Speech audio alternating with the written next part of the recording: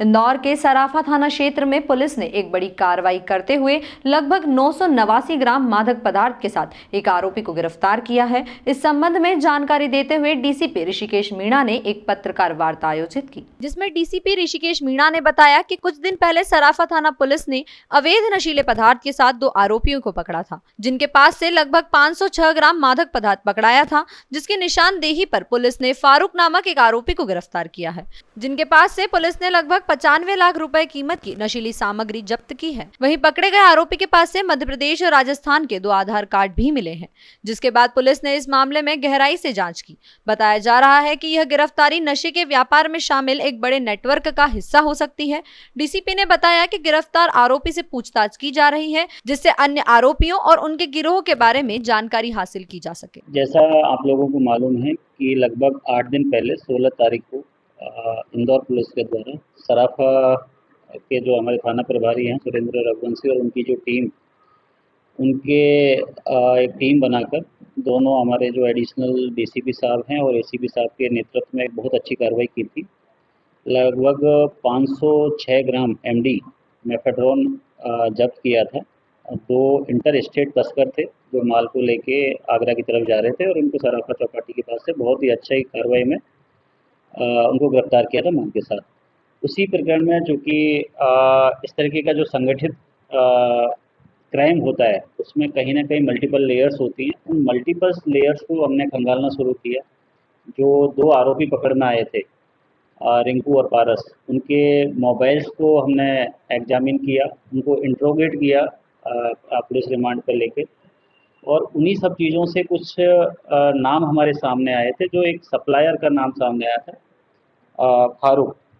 तो उस फारूक पे हम लोगों ने अपना एक इंटेलिजेंस डेवलप किया, सर्विलेंस पे उसको हमने लिया, और क्योंकि इसमें जो मेन सप्लायर था उसकी कड़ी आगे कहाँ जाके जुड़ती है, उन सारी चीज़ों को जब हमने जो टीम को टास्क दिया, तो इसमें जो पारस और रिंकू पकड़ में आए थे उनके ही साथी बनकर हमने हमारे एक कांस्टेबल को इसमें डिकॉय बनाया, उसको फ़ोन पे बात करवाई और ये उसको झांसा दिया कि वो जो माल आगरा में सप्लाई हुआ था वो पकड़ा गया है और आगरा वाली पार्टी से हम पैसे ले चुके हैं, तो वहाँ माल की सप्लाई करना ज़रूरी है।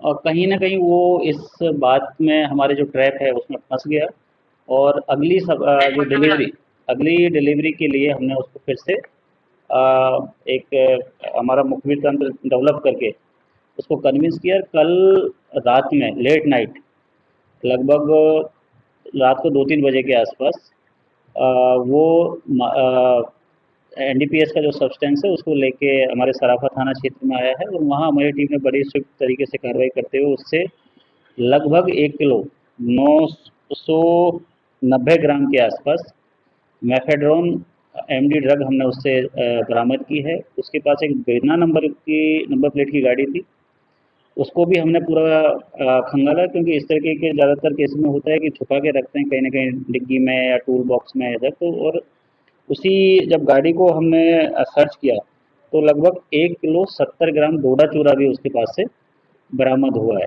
तो ये फारूक खान नाम का व्यक्ति है और इसके राजस्थान में भी अपराध हैं, और ये वही व्यक्ति है जिसने पिछली बार जो अभी 8 दिन पहले की जो सप्लाई हुई थी जो आगरा जाने वाली थी, उसका मेन सप्लायर ये फारूक ही है, जिसने इंदौर के 2 लड़कों को वो ड्रग सप्लाई की थी। इसको जब हमने इसका आईसीजीएस पे रिकॉर्ड निकाला है तो राजस्थान में भी इसका आपराधिक रिकॉर्ड निकला है, और अभी प्रारंभिक पूछताछ में ये मालूम चला है कि ये राजस्थान के प्रतापगढ़ और झालावाड़ जिले के कुछ जो ग्रामीण अंचल है वहाँ लगातार सक्रिय है और वहाँ से ये ड्रग सप्लाई कर रहा है।